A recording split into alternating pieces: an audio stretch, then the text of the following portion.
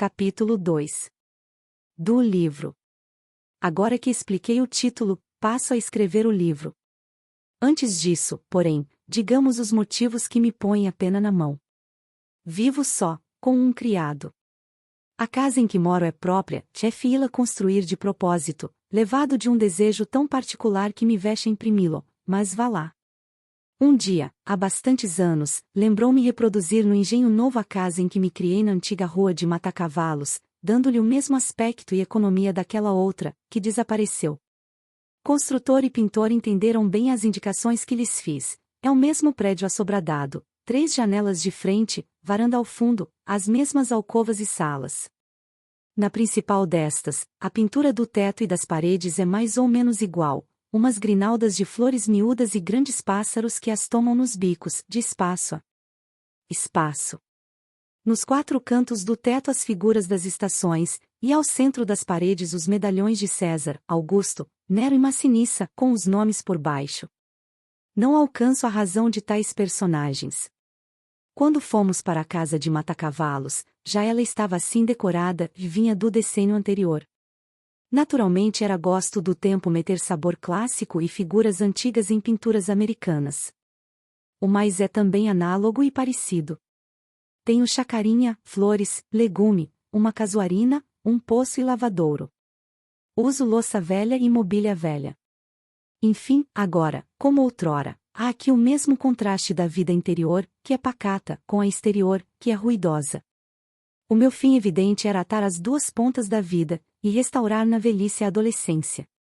Pois, Senhor, não consegui recompor o que foi nem o que fui. Em tudo, se o rosto é igual, a fisionomia é diferente.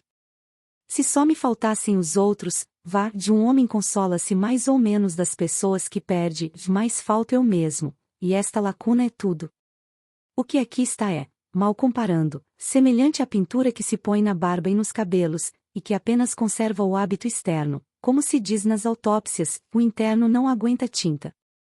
Uma certidão que me desse 20 anos de idade poderia enganar os estranhos, como todos os documentos falsos, mas não a mim. Os amigos que me restam são de data recente, todos os antigos foram estudar a geologia dos Campos Santos. Quanto às amigas, algumas datam de 15 anos, outras de menos, e quase todas creem na mocidade. 2 ou 3 fariam crer nela aos outros, mas a língua que falam obriga muita vez a consultar os dicionários, e tal frequência é cansativa. Entretanto, vida diferente não quer dizer vida pior, é outra coisa. A certos respeitos, aquela vida antiga parece-me despida de muitos encantos que lhe achei, mas é também exato que perdeu muito espinho que a fez molesta, e, de memória, conservo alguma recordação doce e feiticeira. Em verdade, pouco apareço e menos falo. Distrações raras. O mais do tempo é gasto em hortar, jardinar e ler, como bem e não durmo mal. Ora, como tudo cansa, esta monotonia acabou por exaurir-me também. Quis variar, e lembrou-me escrever um livro. Jurisprudência, filosofia e política acudiram-me, mas não me acudiram as forças necessárias. Depois, pensei em fazer uma história dos subúrbios, menos seca que as memórias do padre Luís Gonçalves dos Santos, relativas à cidade, era obra modesta, mas exigia documentos e datas, como preliminares, tudo árido e longo. Foi então que os bustos pintados nas paredes entraram a falar-me e a dizer-me que, uma vez que eles não alcançavam reconstituir-me os tempos idos, pegasse da pena e contasse alguns.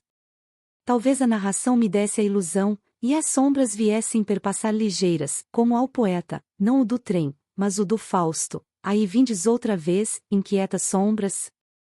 Fiquei tão alegre com esta ideia, que ainda agora me treme a pena na mão.